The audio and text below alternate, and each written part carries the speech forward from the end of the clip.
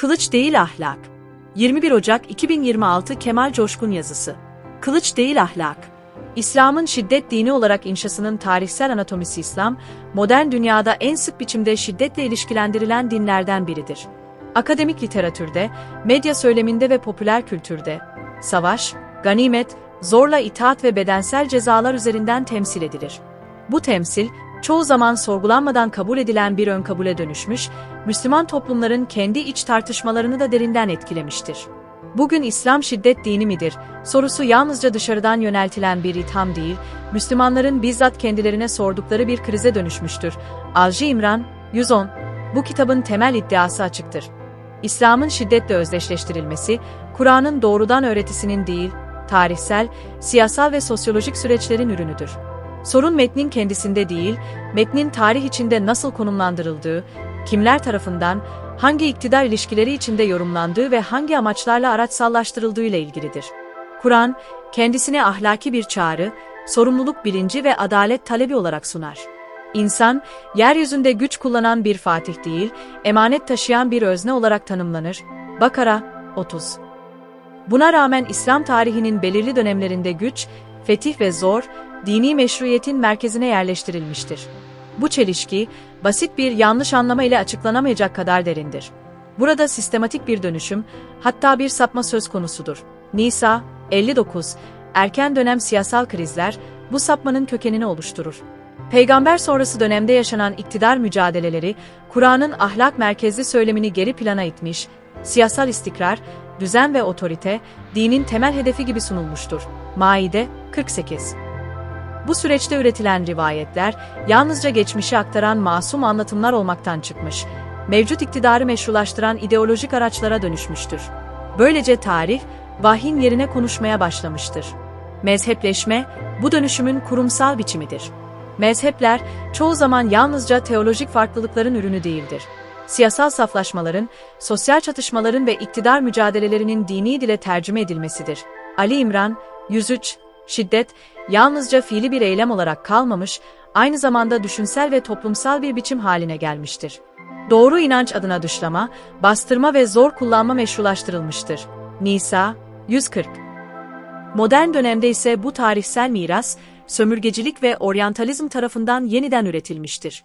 Batı merkezli bilgi üretimi, İslam'ı çoğu zaman kendi iç çeşitliliğinden kopararak seçmeci örnekler üzerinden tanımlamış, şiddeti İslam'ın özüymüş gibi sunmuştur. Bu dış bakış yalnızca İslamofobik söylemleri beslemekle kalmamış, Müslüman dünyada ortaya çıkan radikal hareketlere de zemin hazırlamıştır. Böylece şiddet, hem eleştirinin hem de savunmanın ortak dili haline gelmiştir. Bakara, 191-193, şiddet algısının doğuş İslam'ın şiddetle özdeşleştirilmesi, çoğu zaman vahyin kendisine atfedilen doğrudan bir özellik gibi sunulur. Oysa bu algı, metinsel bir zorunluluktan ziyade tarihsel koşulların, siyasal kırılmaların ve toplumsal yapının ürünüdür. Kur'an, kaçınılmaz olarak Arap Yarımadası'nın o dönemdeki sosyal gerçekliğiyle temas halindeydi. Ancak şiddeti üretmek için değil, sınırlandırmak için konuşmuştur. Bakara, 190-193. Keyfi güç kullanımını değil, ölçüyü ve sorumluluğu öne çıkarır. Maide. Tarihsel süreçte ise bu ayrım giderek silinmiştir. Vahyin belirli durumlar için koyduğu sınırlı düzenlemeler, bağlamından koparılarak genel ve zamansız ilkeler gibi okunmaya başlanmıştır. Kur'an'ın dönüştürücü ahlaki yönü geri plana itilmiş, tarihsel çatışmalar kutsallaştırılmıştır. Enfal, 1-4. Peygamber sonrası dönemde yaşanan siyasal krizler, şiddeti fiili bir zorunluluktan normatif bir değer haline dönüştürmüştür. Yaşanmış olaylar eleştirel bir muhasebeye tabi tutulmamış, örnek dönem anlatılarıyla dokunulmaz kılınmıştır. Oysa Kur'an, geçmiş toplumları anlatırken dahi onları mutlak doğrular olarak sunmaz, ibret ve sorgulama çağrısı yapar. H.D. 120. Şiddet algısının kurumsallaşmasında dilin rolü de belirgindir. Savaş, fetih ve güç kavramları, ahlaki hedeflerinden koparılarak yüceltilmiş, zafer kavramı üstünlükle özdeşleştirilmiştir. Tevbe, 20. Farklı olanın bastırılması, eleştirinin tehdit olarak algılanması ve itaatin erdem sayılması, tarihsel mirasın bir parçasıdır. Burada altı çizilmesi gereken husus şudur: şiddet algısı, Kur'an'ın zorunlu bir sonucu değil, Kur'an'la birlikte yaşanan tarihin belirli bir okuma biçimidir. Bu okuma, alternatifleri bastırmış, ahlak merkezli yorumları marjinalleştirmiştir. Dolayısıyla mesele, İslam neden şiddet içeriyor, sorusundan ziyade, tarihsel ve siyasal süreçler şiddeti dini bir değer haline nasıl getirdi sorusudur. Bu farkındalık, Kur'an merkezli bir yeniden okuma için vazgeçilmezdir. 1. Bölüm. Şiddet algısının doğuşu ve tarihsel arka planı. Bu çalışma, Kur'an'ı merkeze alarak, İslam adına konuşan tarihsel yapıların eleştirel bir analizini yapmayı amaçlar. Rivayet kültürünü mutlak otorite olarak kabul etmez, mezhepsel kabulleri sorgulanamaz gerçekler olarak görmez. Ölçüt, Kur'an'ın kendi iç tutarlılığı ve ahlaki hedefleridir. Bu nedenle yazı boyunca şu sorular ısrarla takip edilecektir. Şiddet ne zaman dini bir değer haline getirildi? Kur'an'ın sınırlı ve bağlamsal düzenlemeleri nasıl evrensel şiddet normlarına dönüştürüldü? Devletleşme süreci dini nasıl dönüştürdü? Modern radikalizm hangi tarihsel boşluklardan beslendi? Ve en önemlisi, Kur'an merkezli bir okuma, bu mirasla nasıl hesaplaşabilir? Bu sorulara verilecek cevaplar, İslam'ı kılıç dini olarak tanımlayan söylemleri reddetmekten ibaret değildir. Asıl hedef, ahlakı merkeze alan bir din tasavvurunun yeniden imkanını göstermektir. Çünkü İslam, tarihsel olarak kılıçla temsil edilmiş olabilir. Ancak Kur'an'ın iddiası, gücün değil sorumluluğun dini olmaktır. Bu kitap, tam da bu iddiayı tarihsel, sosyolojik ve politik boyutlarıyla açmayı amaçlamaktadır. Şiddet algısının tarihsel kökenleri İslam'ın şiddetle özdeşleştirilmesi, çoğu zaman vahyin kendisine atfedilen doğrudan bir özellik gibi sunulur. Oysa bu algının oluşumu, metinsel bir zorunluluktan ziyade tarihsel koşulların, siyasal kırılmaların ve toplumsal yapının ürünüdür. Kur'an'ın indiği Arap Yarımadası, modern anlamda bir devlet düzenine sahip değildi. Kabile aidiyeti, hem güvenliğin hem de kimliğin temel belirleyicisiydi. Merkezi bir otoritenin yokluğu, çatışmayı istisna değil, hayatın olağan bir parçası haline getiriyordu. Kan davaları, baskınlar ve karşılıklı misillemeler, ahlaki bir sapma değil, düzen kurma biçimi olarak algılanıyordu. Böyle bir toplumsal yapıda inen vahyin dili, kaçınılmaz olarak bu gerçeklikle temas halindeydi. Kur'an, bu ortamda şiddeti üretmek için değil, sınırlandırmak için konuşur. Keyfi güç kullanımını değil, ölçüyü ve sorumluluğu öne çıkarır. Örneğin, Bakara suresi 190.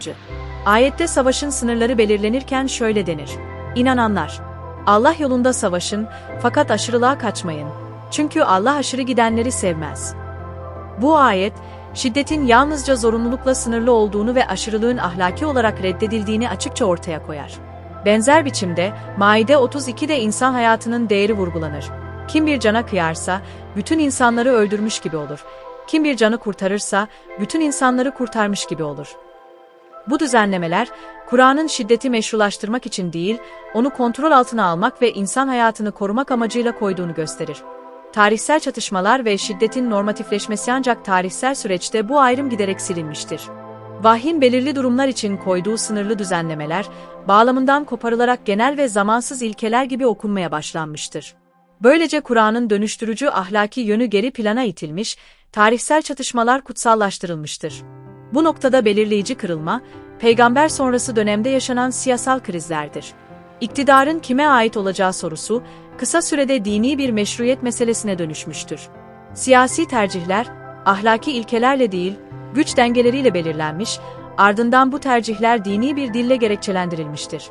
Böylece şiddet, fiili bir zorunluluk olmaktan çıkarak normatif bir değer haline gelme yoluna girmiştir. Tarihin kutsallaştırılması tam da bu aşamada başlar. Yaşanmış olaylar, eleştirel bir muhasebeye tabi tutulmak yerine, örnek dönem anlatılarıyla dokunulmaz kılınır. Oysa Kur'an, geçmiş toplumları anlatırken dahi onları mutlak doğrular olarak sunmaz, ibret ve sorgulama çağrısı yapar. Lokman 31-27'de olduğu gibi, eğer bütün ağaçlar kalem, denizde mürekkep olsaydı, Allah'ın kelamını yine de tüketemezlerdi. Bu ayet, vahyin yorumlanmasında bağlamın önemini ve tarihsel verilerin sınırlılığını hatırlatır. Dil ve kavramların dönüşümü şiddet algısının kurumsallaşmasında dilin rolü de göz ardı edilemez. Savaş, fetih ve güç kavramları, ahlaki hedeflerinden koparılarak yüceltilmiştir. Zafer kavramı, adaletle değil, üstünlükle özdeşleştirilmiştir. Bu zihinsel dönüşüm, yalnızca fiili şiddeti değil, düşünsel sertliği de beraberinde getirmiştir. Farklı olanın bastırılması, eleştirinin tehdit olarak algılanması ve itaatin erdem sayılması, bu dönemin mirasıdır. Burada altı çizilmesi gereken husus şudur: şiddet algısı, Kur'an'ın zorunlu bir sonucu değil, Kur'an'la birlikte yaşanan tarihin belirli bir okuma biçimidir. Bu okuma, alternatifleri bastırmış, ahlak merkezli yorumları marjinalleştirmiştir. Dolayısıyla mesele, İslam neden şiddet içeriyor sorusundan ziyade, tarih boyunca hangi toplumsal, siyasi ve dilsel süreçler şiddeti dini bir değer haline getirmiştir sorusuna yönelmektir. Kur'an'ın metinsel sınırları ve ahlaki hedefleri göz önünde bulundurulduğunda, şiddet sadece bir istisna olarak, ölçülü ve sorumlu bir şekilde ele alınmıştır. 2 bölüm. İslam hangi tarihsel koşullarda şiddetle anlatılmaya başladı? Bu bölümün sorusu şudur: İslam hangi tarihsel koşullarda şiddetle anlatılmaya başlandı? Elde edilen temel tespit açıktır. Şiddet algısı, Kur'an'ın kendisinden değil, Kur'an'ın tarihsel bağlamda nasıl konumlandırıldığından doğmuştur. Bu tespit, kitabın ilerleyen bölümlerinde yapılacak analizler için kritik bir zemindir. Çünkü rivayet kültürü, mezhepleşme, devletleşme ve modern radikalizm ancak bu tarihsel kopuş üzerinden doğru şekilde anlaşılabilir. İslam düşünce tarihinde belirleyici kırılmalardan biri, Kur'an merkezli bir anlayıştan rivayet merkezli bir din tasavvuruna geçiştir. Bu geçiş, genellikle doğal veya kaçınılmaz bir süreç gibi sunulsa da, gerçekte yoğun siyasal ihtiyaçların, iktidar mücadelelerinin ve toplumsal düzen arayışlarının ürünüdür. Rivayetler, yalnızca geçmişi aktaran masum anlatılar olmaktan çıkmış, iktidarı meşrulaştıran, bugünü düzenleyen güçlü araçlar haline gelmiştir. Kur'an, kendisini açıklayan ve sınırlarını çizen bir metin olarak dini bilginin merkezinde konumlanır. Buna karşın, erken dönemden itibaren rivayetler, zamanla Kur'an'ın önüne geçen bir belirleyicilik kazanmıştır. Bu durum, vahyin anlaşılmasını kolaylaştırmak yerine onu daraltmış ve yönlendiren bir çerçeve üretmiştir. Rivayetlerin merkezileşmesi, dini bilginin evrensel ve ahlaki boyutlarından ziyade tarihsel ve yerel koşullar üzerinden şekillenmesine yol açmıştır. Bu dönüşümün temel etkenlerinden biri, siyasal iktidarın süreklilik arayışıdır. Peygamber sonrası dönemde ortaya çıkan yönetim sorunları, yalnızca idari değil, aynı zamanda dini meşruiyet krizlerini de beraberinde getirmiştir. Yeni kurulan iktidarlar, otoritelerini sağlamlaştırmak için Kur'an'ın evrensel ilkelerine dayanmak yerine, belirli kişi ve olayları yücelten rivayetleri tercih etmiştir. Böylece tarihsel pratikler, dini normlar haline gelmiştir. Rivayetlerin çoğalması ve sistematikleşmesiyle mezhepleşme süreci hız kazanmıştır.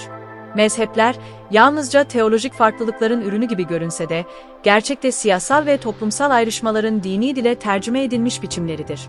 Aynı metni esas aldığını iddia eden farklı mezheplerin birbirinden bu denli uzak sonuçlara ulaşabilmesi, metnin kendisinden ziyade onu yorumlayan tarihsel konumların belirleyici olduğunu ortaya koymaktadır. Mezhep, sadece bir inanç sistemi değil, aynı zamanda bir aidiyet ve iktidar alanıdır. Doğru inanç, çoğu zaman doğru iktidar ilişkisiyle özdeşleştirilmiş, farklı yorumlar sapkınlık veya tehdit olarak görülmüştür. Bu zihniyet, şiddeti yalnızca fiziksel bir eylem olarak değil, dışlayıcı ve bastırıcı bir düşünce biçimi haline getirmiştir. Böylece din, birleştirici bir ahlak çağrısı olmaktan çıkıp ayrıştırıcı bir kimlik aracına dönüşmüştür. Kur'an'ın bu süreçteki konumu dikkat çekicidir. Metin, çoğu zaman doğrudan referans alınmak yerine, rivayetler aracılığıyla dolaylı biçimde konuşur hale gelmiştir. Bu durum, Kur'an'ın eleştirel ve dönüştürücü potansiyelini sınırlandırmış, onun yerine tarihsel otoritelerin dili öne çıkmıştır. Oysa Kur'an, kendisini kapalı bir gelenek olarak değil, sürekli düşünmeye, sorgulamaya ve ahlaki sorumluluğu hatırlatmaya çağıran bir hitap olarak sunar. Rivayet merkezli din anlayışının en belirgin sonucu, şiddetin meşruiyet alanının genişlemesidir. Belirli tarihsel şartlarda ortaya çıkmış uygulamalar, evrensel dini hükümler gibi sunulmuş, iktidara itaatsizlik, dine karşı gelmekle eş tutulmuştur. Bu durum, hem siyasal muhalefeti hem de düşünsel farklılığı bastıran bir din dili üretmiştir. Bu bölümün temel iddiası şudur: rivayet ve mezhep, kendi başlarına sorumlu yapılar değildir. Sorun, bu yapıların iktidar ilişkileriyle birleşerek Kur'an'ın önüne geçmesidir. Din, metin merkezli olmaktan çıkıp tarih merkezli hale geldiğinde, ahlak yerini otoriteye, sorumluluk yerini itaate bırakır. Bu dönüşüm, şiddetin dini bir değer olarak algılanmasının en önemli zeminlerinden biridir. Bu tespit, bir sonraki bölümde ele alınacak olan Kur'an'daki savaş ve şiddet kavramlarının neden sürekli yanlış okunduğunu anlamak açısından belirleyicidir. Metin, ancak onu kuşatan rivayet ve iktidar çerçevesi çözüldüğünde kendi sesiyle konuşabilir. 3. Bölüm, Kur'an'da savaş ve şiddet. Bu bölüm, Kur'an'da savaş ve şiddet konusunun tarih boyunca nasıl bağlamından koparıldığını, daraltıldığını ve ideolojik bir araca dönüştürüldüğünü ortaya koymayı amaçlar. Kur'an, şiddeti merkeze alan bir metin değildir. Aksine şiddeti sınırlandıran, denetim altına alan ve ahlaki ilkelere bağlayan bir dil kurar. Ancak tarihsel süreçte parçacı okumalar, siyasal ihtiyaçlar ve rivayet merkezli yorumlar bu dili ters yüz etmiştir. Kur'an'da savaş, ontolojik bir durum değil, tarihsel bir zorunluluktur. Vahyin indiği toplum, kabileler arası çatışmaların, sürekli tehdit ve saldırıların yaşandığı bir coğrafyada varlık mücadelesi vermekteydi. Bu nedenle savaş ayetleri, soyut bir şiddet öğretisi değil, somut bir toplumsal gerçekliğe verilen sınırlayıcı tepkilerdir. Kur'an'ın dili burada norm koyucu değil, kriz yöneticidir. Asıl norm barış, adalet ve canın korunmasıdır. Kur'an'da savaş izni sürekli ve sınırsız değildir. Zulme uğrama, yurtlarından çıkarılma, inanç özgürlüğünün engellenmesi gibi somut gerekçelerle sınırlanmıştır. Savaşın gerekçesi inanç farklılığı değil, saldırı ve baskıdır. Bu yönüyle Kur'an, inanç savaşlarını reddeder. Zorla din dayatımı, Kur'an'ın temel ilkeleriyle çelişir. İnanç, ahlaki ve bilinçli bir tercih olarak tanımlanır. Kılıçla üretilemez Kur'an, savaşın bile ahlaki sınırlarını açıkça çizer. Sivil asker ayrımı gözetilir, aşırılık yasaklanır, intikam duygusu meşrulaştırılmaz. Savaş bir amaç değil, zulmü durdurmak için başvurulan geçici ve sınırlı bir araçtır. Barış imkanı doğduğunda savaşın sürdürülmesi değil, sonlandırılması emredilir. Bu ilke, şiddeti kutsallaştıran tarihsel yorumların tam karşısında durur. Tarih boyunca savaş ayetleri bağlamından koparılarak mutlaklaştırılmıştır. Ayetler, nüzul koşullarından soyutlanmış, metnin bütünlüğü yerine ideolojik ihtiyaçlar esas alınmıştır. Böylece Kur'an'ın sınırlayıcı dili, genişletici bir şiddet söylemine dönüştürülmüştür. Bu dönüşüm, metnin kendisinden değil, onu okuyan iktidar aklından kaynaklanır. Modern dönemde bu çarpıtma iki yönlü işler. Bir yandan radikal gruplar, Kur'an'ı tarih dışı ve bağlamsız okuyarak şiddeti kutsar. Öte yandan modern İslam karşıtı söylem, aynı parçacı okumayı kullanarak bütün bir dini şiddetle özdeşleştirir. Böylece iki zıt uç, aynı metodolojik hatada buluşur. Metni bütünlüğünden koparmak, Kur'an'da savaş ve şiddet meselesini doğru anlamak, metni ahlak merkezli bir bütün olarak okumayı gerektirir. Şiddet, Kur'an'ın özünden değil, tarihsel sapmalardan ve siyasal araçsallaştırmalardan doğmuştur. Kur'an, insanı öldürmeye değil, insanı sorumluluk sahibi bir özne olarak inşa etmeye yöneliktir. 4. Bölüm, Devletleşme ve Din. Bu bölüm, İslam tarihinde din ile siyasal iktidar arasındaki ilişkinin nasıl şekillendiğini ve bu ilişkinin şiddet algısının oluşumunda nasıl belirleyici bir rol oynadığını ele alır. Kur'an, toplumu ahlaki ilkeler üzerinden dönüştürmeyi hedefleyen bir hitap olarak ortaya çıkmışken, tarihsel süreçte bu hitap, devlet aygıtının ihtiyaçlarına göre yeniden yorumlanmış ve dönüşüme uğramıştır. Bu dönüşüm, dinin özünden değil, iktidarın doğasından kaynaklanır. Peygamber sonrası dönem, bu kırılmanın başlangıç noktasıdır. Vahyin sona ermesiyle birlikte siyasal otorite, doğrudan Allah denetimden mahrum kalmış, karar alma süreçleri giderek güç, güvenlik ve düzen merkezli hale gelmiştir. İlk dönemde yaşanan iç çatışmalar, çoğu zaman Kur'an'ın sınırlandırıcı ve sorumluluk odaklı düzenlemelerinin değil, liderlik, meşruiyet ve iktidar paylaşımı sorunlarının ürünüdür. Ancak zamanla bu çatışmalar, dini bir dil ile meşrulaştırılmış, tarih, ahlakın yerine konuşmaya başlamıştır. Emevi dönemi, devletleşme ile din arasındaki ilişkinin kurumsallaştığı ilk büyük evredir. Saltanat sistemi, Kur'an'ın istişare ve adalet vurgusuyla örtüşmeyen bir siyasal yapı üretmiş. Buna rağmen iktidar, meşruiyetini ilah referanslarla temellendirmiştir. Bu dönemde muhalefet, fitne, isyan ve sapkınlık söylemleriyle bastırılmış, böylece din, bir eleştiri ve ahlak aracı olmaktan çıkarak devlet ideolojisine eklemlenmiştir. Abbasu döneminde ise bu ilişki daha sofistike bir hal almıştır.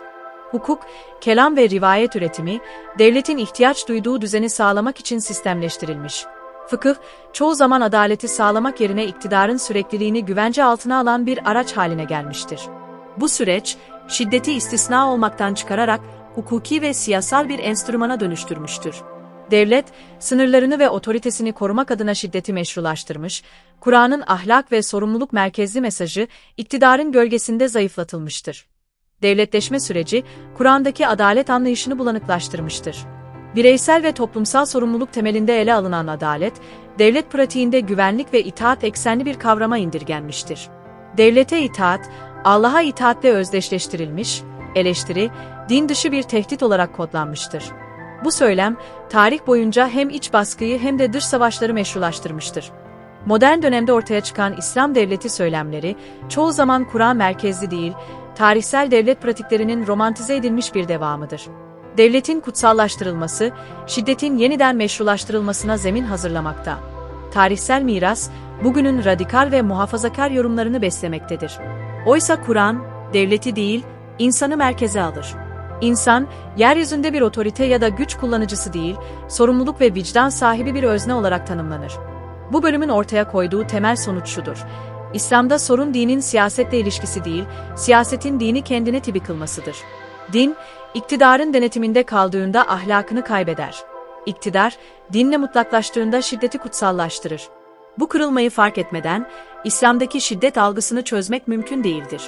Kur'an'ın ahlaki ve evrensel perspektifi, ancak tarihsel iktidarların müdahalesi çözüldüğünde yeniden görünür hale gelebilir. 5. Bölüm, Sömürgecilik ve Oryantalizm. Bu bölüm, İslam'ın şiddetle özdeşleştirilmesinin modern dünyada nasıl yeniden üretildiğini, sömürgecilik ve oryantalist bilgi rejimleri üzerinden kapsamlı biçimde ele alır.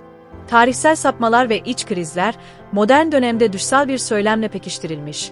İslam, yalnızca kendi tarihsel hatalarıyla değil, hakkında inşa edilen anlatılarla da mahkum edilmiştir. Bu süreç, İslam'ı doğrudan şiddetle ilişkilendiren modern algının temelini oluşturur. Modern sömürgecilik yalnızca toprak işgali değil, aynı zamanda bilgi, dil ve temsil işgalidir. Müslüman toplumlar askeri ve ekonomik olarak zayıflatılırken, eş zamanlı olarak entelektüel düzlemde tanımlanmış ve sınırlandırılmıştır. Bu sınırlandırma, bilgi üretim süreçleri üzerinden meşrulaştırılmıştır. Tarih ve kültür, Batı merkezli normlar çerçevesinde yeniden yazılmış, İslam'ın çeşitliliği ve iç dinamizmi göz ardı edilmiştir. Oryantalist literatür, İslam'ı tarihsel bağlamından kopararak duran, irrasyonel ve şiddete meyilli bir yapı olarak sunmuştur. Bu sunum, bilimsel tarafsızlık iddiası taşısa da, siyasal ve ideolojik ihtiyaçlarla uyumludur. Oryantalist yaklaşımın temel yöntemi seçmeciliktir. İslam tarihindeki çatışmalı dönemler genelleştirilmiş, barış, hukuk ve ahlak üretimi görünmez kılınmış, Kur'an ve tarih, önceden kurulmuş bir yargıyı doğrulamak üzere parçalanmıştır. Böylece tarihsel sapmalar, İslam'ın ontolojik bir özelliği haline getirilmiştir. Bu söylem yalnızca Batı akademisinde kalmamış, Müslüman dünyada da içselleştirilmiştir. Sömürge deneyimi, aşağılanmışlık ve kimlik krizini derinleştirmiş. Bazı çevreler bu algıya savunmacı bir romantizmle, bazıları ise radikal bir öfkeyle karşılık vermiştir. Her iki yaklaşım da oryantalist çerçevenin dışına çıkamamış, farklı motivasyonlarla aynı indirgemeci sonucu üretmiştir. Biri İslam'ı geçmişin ihtişamına hapsederken, diğeri şiddeti kimlik ifadesi haline getirmiştir. Modern ulus devletlerin kuruluşuyla birlikte bu çarpıtma yeni bir boyut kazanmıştır. Sömürge sonrası yönetimler, Batı'nın güvenlikçi ve kontrolcü dilini devralmış, dini ya tamamen özel alana itmiş ya da devletin denetiminde tutulması gereken bir tehdit olarak kodlamıştır. Bu yaklaşım, Kur'an'ın toplumsal adalet ve ahlak vurgusunu görünmez kılmış, din-şiddet özdeşliğini daha da pekiştirmiştir. Oryantalizm ile radikalizm arasındaki ilişki, karşıt değil aynalı bir ilişkidir. Her iki söylem de İslam'ı tarih dışı, bağlamsız ve indirgemeci biçimde okur. Radikal söylem, oryantalist anlatının ürettiği şiddet dini imajını tersinden sahiplenir. Böylece şiddet hem suçlama hem de savunma aracına dönüşür. Bu paradoks, modern algının temelini oluşturur. Metin ve tarihsel bağlamın yok sayılması, şiddeti hem dışarıdan hem içeriden doğrulayan bir çerçeve yaratmıştır. Bu bölümün temel iddiası şudur: modern dünyada İslam'ın şiddetle anılması, Kur'an'dan çok, sömürgeci bilgi üretiminin ve tarihsel manipülasyonların sonucudur. Bu algıyı kırmak, yalnızca dış eleştiriyle değil, Müslüman dünyada içsel bir epistemolojik dönüşümle mümkündür. Kur'an'a dönüş, aynı zamanda oryantalist çerçeveden çıkış, tarihsel sapmalardan arınış ve ahlak merkezli bir anlayışa yeniden kavuşmak anlamına gelir. 6. Bölüm, Radikalizmin sosyolojisi ve politik ekonomisi. Bu bölüm, modern radikal şiddetin kaynağını teolojik metinlerde değil, sosyolojik kırılmalarda, politik dışlanmışlıkta ve küresel eşitsizlik düzeninde arar. Radikalizm, Kur'an'ın doğal veya kaçınılmaz bir yorumu değildir. Aksine, uzun süreli travmalar, yapısal adaletsizlikler, sömürge deneyimleri ve kimlik krizlerinin ürünü olarak tarihsel bir sonuçtur. Dini metin, bu süreçte belirleyici neden değil, yalnızca meşruiyet sağlayan bir araç haline gelir. Radikal hareketlerin ortaya çıktığı toplumsal zemin incelendiğinde, farklı coğrafyalarda benzer dinamiklerin tekrar ettiği görülür. Yoksulluk, işsizlik, eğitimsizlik, sürekli şiddet deneyimi, zorunlu göç ve devlet baskısı, bireyi yalnızca maddi olarak değil, aynı zamanda sembolik olarak da sistemin dışına iter. Bu dışlanmışlık, bireyin kendisini değersiz, görünmez ve anlamsız hissetmesine yol açar. Aidiyet duygusunun zayıfladığı bu alanlarda radikal ideolojiler güçlü, sade ve kesin cevaplar sunarak cazibe kazanır. Radikalizmin sosyolojisi büyük ölçüde kimlik inşası üzerinden işler. Karmaşık tarihsel ve ekonomik sorunlar basitleştirilmiş bir biz ve onlar ayrımına indirgenir. Bu ikili yapı dünyayı ahlaki olarak siyah-beyaz hale getirir. Ahlaki sorumluluk bireysel muhasebe olmaktan çıkar. Kolektif öfke ve intikam söylemiyle yer değiştirir. Dini dil, bu noktada Kur'an'ın öngördüğü bireysel arınma, adalet ve sorumluluk çağrısı olmaktan çıkarak, düşmanı tanımlayan ve şiddeti meşrulaştıran bir slogana dönüşür. Kur'an'ın ahlak merkezli hitabı, bu dilde tamamen görünmez hale gelir. Radikalizmin sürekliliğini açıklayan bir diğer boyut politik ekonomidir. Sürekli savaş hali, silah ticareti, güvenlik endüstrisi ve jeopolitik çıkar ağları, şiddeti besleyen küresel bir döngü üretir. Radikal örgütler yalnızca ideolojik yapılar değil, aynı zamanda ekonomik aktörlerdir. Kaçakçılık, uyuşturucu ve insan ticareti gibi yeraltı ekonomileri, bu yapıların varlığını sürdürmesini sağlar. Bu gerçeklik, şiddeti salt dini motivasyon ile açıklamanın ne kadar indirgemeci olduğunu açıkça ortaya koyar. Devlet faktörü ise radikalizmin yükselmesinde belirleyici rol oynar. Radikal hareketlerin ortaya çıktığı coğrafyalarda ya otoriter devlet yapıları ya da çökmüş devlet düzenleri hakimdir. Hukukun işlemediği, adaletin erişilebilir olmadığı ve siyasal katılım kanallarının kapalı olduğu toplumlarda şiddet, alternatif bir ifade biçimi haline gelir. Devletin baskıcı, güvenlikçi ve dışlayıcı dili, radikal söylemin en güçlü propaganda aracına dönüşür. Bastırılan şiddet, yok olmaz, aksine daha örgütlü ve sert biçimlerde geri döner. Küresel düzeyde ise büyük güçlerin çelişkili politikaları bu süreci derinleştirir. Radikal şiddet kınanırken, onu besleyen savaşlar, işgaller ve vekalet çatışmaları devam eder. Otoriter rejimlere verilen destek, sivil ölümler ve çifte standartlı insan hakları söylemi, radikal ideolojilerin adaletsiz dünya anlatısını güçlendirir. Böylece radikalizm, yalnızca yerel bir sapma değil, küresel sistemin ürettiği yapısal bir kriz haline gelir. Bu bağlamda radikalizm, ne bireysel bir akıl tutulması ne de salt dini fanatizmdir. O, modern dünyanın derin eşitsizliklerinin, sömürge sonrası travmaların ve adaletsiz güç ilişkilerinin sonucudur. Kur'an'ı doğru okumak, bu yapısal nedenleri görmezden gelmek değil, tam tersine onları ifşa etmeyi gerektirir. Çünkü Kur'an, şiddeti kutsallaştıran değil, zulmü teşhir eden bir ahlak dili kurar. Bu bölümün vardığı sonuç nettir. Radikalizmle mücadele, metinleri yasaklayarak veya güvenlik politikalarını sertleştirerek mümkün değildir. Gerçek çözüm, adaletin tesis edildiği, onurun korunduğu ve siyasal katılımın mümkün olduğu bir toplumsal düzenle mümkündür. Kur'an'ın dili ise, şiddeti değil, sorumluluğu, hesap verebilirliği ve ahlakı merkeze alır. Bu etik zemin, radikalizme karşı verilecek mücadelenin temelidir. 7. Bölüm, Kur'an'da ahlak, emanet ve sorumluluk, İslam'ın şiddetle değil insanlıkla imtihanı, bu kitap boyunca yapılan tarihsel, sosyolojik ve politik çözümlemeler tek bir temel soruya çıkar. Eğer İslam şiddet dini değilse, Kur'an neyi merkeze alır? Bu soru, ne savaşta ne fetihte, ne iktidarda ne de kutsallaştırılmış bir geçmişte cevabını bulur. Kur'an'ın merkezinde ahlak, emanet ve sorumluluk vardır. Bu üç kavram, Kur'an'ın insan, toplum ve tarih tasavvurunun belirleyici eksenini oluşturur. Kur'an'da insan, edilgen bir varlık değildir. O, yalnızca emir alan bir kul ya da kaderin sürüklediği bir nesne olarak tanımlanmaz. İnsan, akıl sahibi, bilinçli ve hesap verebilir bir özne olarak konumlandırılır. Bu nedenle iman, soyut bir inanç beyanı değil, somut bir ahlaki duruşla anlam kazanır. Ahlak üretmeyen iman, Kur'an açısından değer taşımaz. Bu ilke, tarih boyunca İslam adına işlenen her türlü şiddetin köklü reddiyesidir.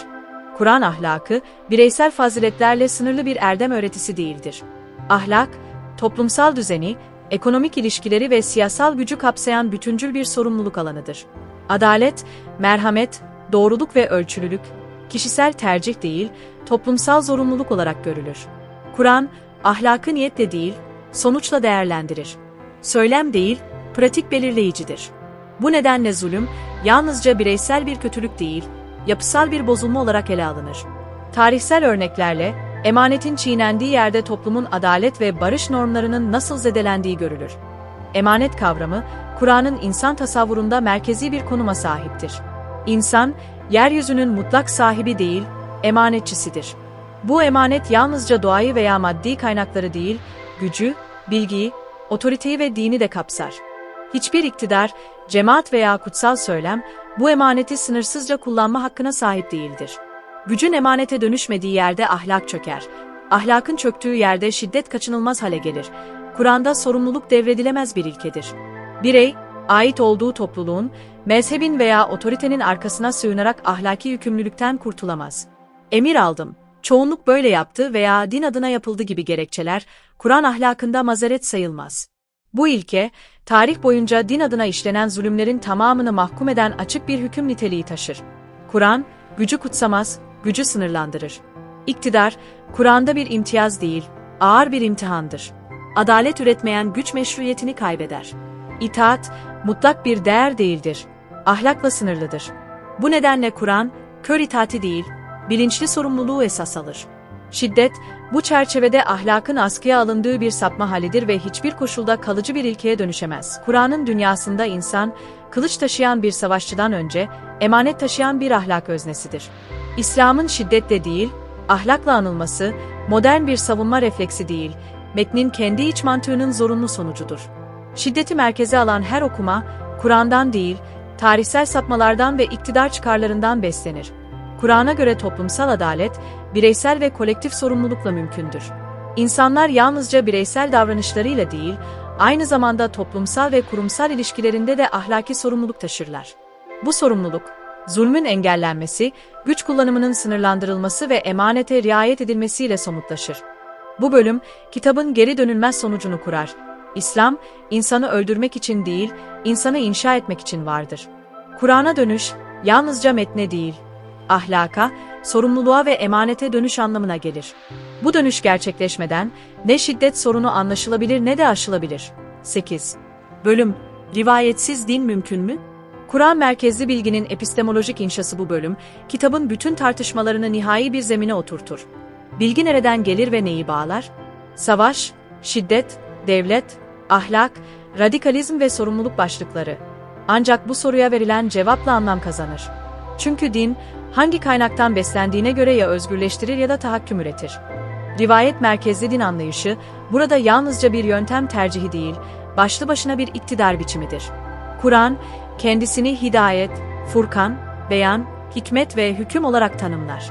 Bu kavramlar, Kur'an'ın yalnızca ilham veren bir metin değil, norm koyucu ve ölçü belirleyici bir kaynak olduğunu gösterir. Buna rağmen İslam düşünce tarihinde Kur'an, çoğu zaman asli kaynak olmaktan çıkarılmış, açıklanmaya, tamamlanmaya ve hatta yönlendirilmeye muhtaç bir metin gibi ele alınmıştır. Rivayetler, bu boşluğu doldurmak üzere değil, Kur'an'ın yerine geçmek üzere konumlandırılmıştır. Rivayet merkezli dinin epistemik sorunu, bilginin doğruluğunu metnin iç tutarlılığına değil, zincirin sürekliliğine bağlamasıdır. Oysa isnat, bilginin taşınma biçimini gösterir. Anlamını ve ahlaki doğruluğunu garanti etmez. Bu yaklaşımda içerik değil, aktarıcı kutsallaştırılır. Böylece din, vahyin çağrısından çok, geçmişin otoritelerine sadakat üzerinden tanımlanır. Bu durum, Kur'an'ın sürekli vurguladığı akletme, sorgulama ve bilinçle yönelme çağrısını işlevsiz hale getirir.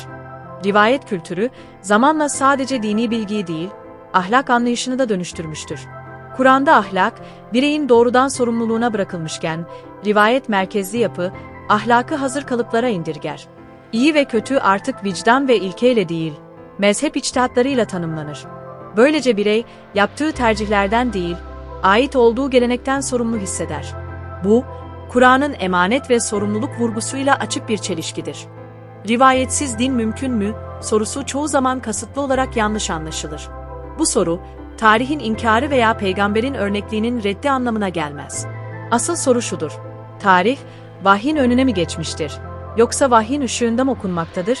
Rivayetler Kur'an'a arz edilmediğinde, Kur'an rivayetlere arz edilir hale gelir. Bu noktada ölçü tersine dönmüş olur.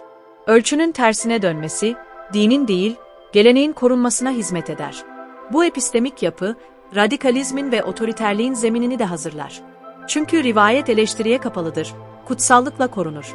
Kur'an ise sürekli kendisini açar, sınar ve insanı muhatap alır. Rivayet merkezli din, itaati üretir. Kur'an merkezli din, ahlaki özneyi inşa eder. Radikal yapıların Kur'an'dan çok rivayet diliyle konuşması tesadüf değildir. Şiddet, çoğu zaman vahyin açık ilkelerinden değil, bağlamından koparılmış aktarımlardan beslenir.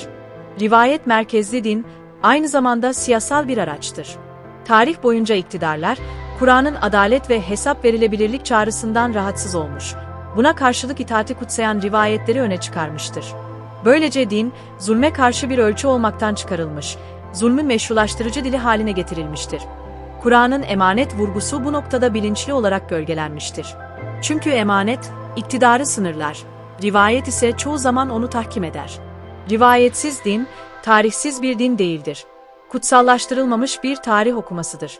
Bu yaklaşımda tarih, hüküm koymaz, ders verir. Kur'an, geçmişi anlatırken bile onu mutlaklaştırmaz, ibret ve sorumluluk üretir. Bu nedenle Kur'an merkezli din anlayışı, modern dünyada savrulmayı değil, ilke temelli yeniden inşayı mümkün kılar. Ahlak, adalet ve özgürlük, mezhep ve geleneğin değil, doğrudan vahyin konusu haline gelir. Bu bölümle birlikte kitap, şu iddiayı tartışmaya kapalı biçimde kurar. Kur'an, açıklanmaya muhtaç bir metin değil, otoriteleri sınırlayan, insanı özgürleştiren ve dini ahlak merkezine yerleştiren bir vahiydir. Rivayetler dinin kendisi değil, tarihsel tanıklarıdır. Tanıklar yargıç olduğunda ise adalet kaybolur. Din, vahiy olmaktan çıkar, geleneğe dönüşür. 9. bölüm Kılıç değil ahlak, din nerede saptı, insan nerede kayboldu? Bu kitabın ulaştığı sonuç, herhangi bir yorum tercihi ya da mezhebi yaklaşım değildir. Bu metin, İslam düşüncesinin son birkaç yüzyıldır kaçındığı temel yüzleşmeyi zorunlu kılar. İslam'ın şiddetle özdeşleştirilmesi, Kur'an'dan değil, tarihten, iktidardan ve rivayet merkezli bilgi rejiminden doğmuştur. Şiddet, vahyin kendisi değildir. Vahyin denetimden çıkarıldığı, ahlakın askıya alındığı ve gücün kutsallaştırıldığı tarihsel bir sapmadır. Bu nedenle mesele İslam neden şiddet üretiyor, sorusu değildir. Bu soru, baştan yanlış kurulmuştur. Asıl soru şudur: İslam ne zaman Kur'an olmaktan çıkarıldı? Ne zaman vahiy, belirleyici ölçüt olmaktan uzaklaştırıldı? Ne zaman ahlak, iktidarın gölgesinde değersizleşti? Ve ne zaman insan, sorumluluk sahibi bir özne olmaktan çıkarılıp itaatkar bir araca dönüştürüldü?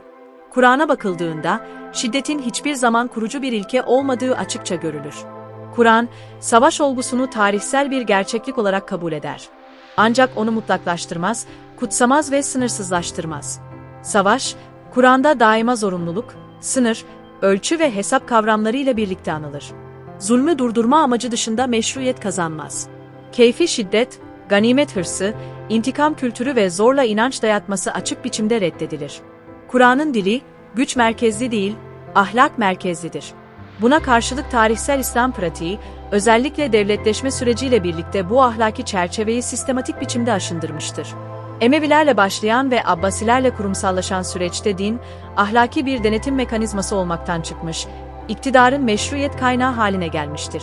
Hukuk, adalet üretmek için değil, düzeni korumak için işletilmiştir.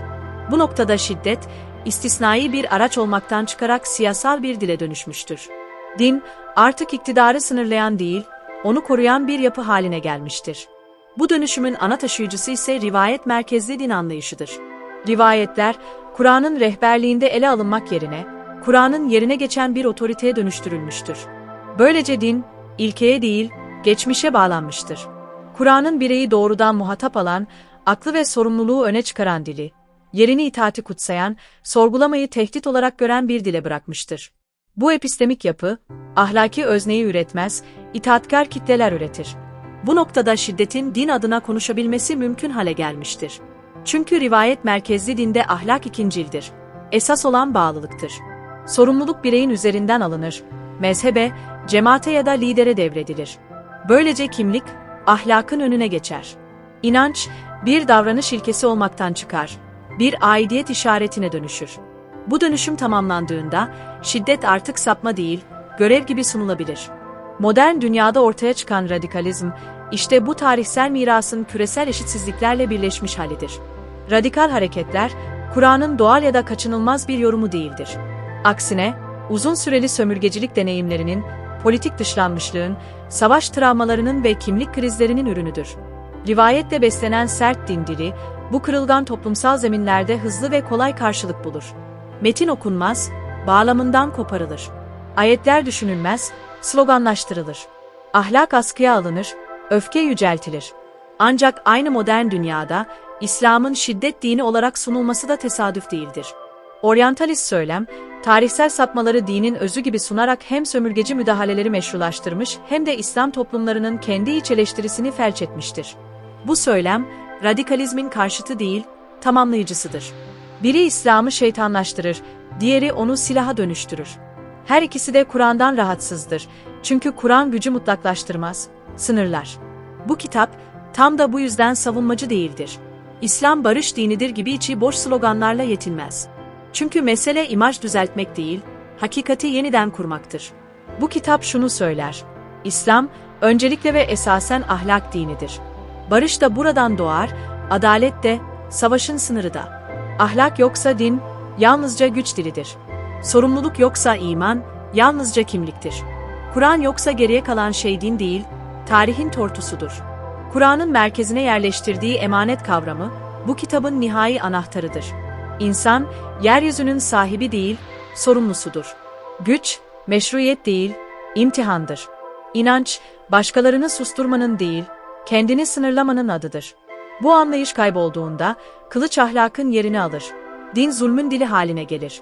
Sonuç olarak bu kitap şu iddiayı tartışmaya kapalı biçimde ortaya koyar: İslam kılıçla değil, ahlakla inşa edilir. Şiddet, dinin özü değil, dinin kaybedildiği andır. Kur'an'a dönüş, romantik bir nostalji değil, entelektüel, ahlaki ve siyasal bir zorunluluktur. Bu dönüş gerçekleşmeden ne radikalizm sona erer ne de İslam'ın üzerindeki şiddet algısı dağılır. Bu kitap bir uzlaşma metni değildir. Bir geleneği korumak için yazılmamıştır. Birilerini rahatlatmak, teselli etmek ya da savunmak için hiç yazılmamıştır. Bu kitap, Kur'an'ın tarafındadır. Ve bu taraf, her çağda rahatsız edicidir.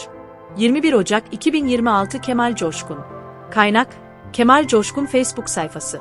https://www.facebook.com/kemal35coşkun. Sesli Mekale, Tedbiryay Medya www.tedbiryay.com. Kemal Coşkun Hoca İzmir'de Kur'an merkezli projeleriyle Endülüs Kültür Eğitim Çevre ve Yardım Derneği aracılığıyla çok yönlü faaliyetlerde bulunmaktadır.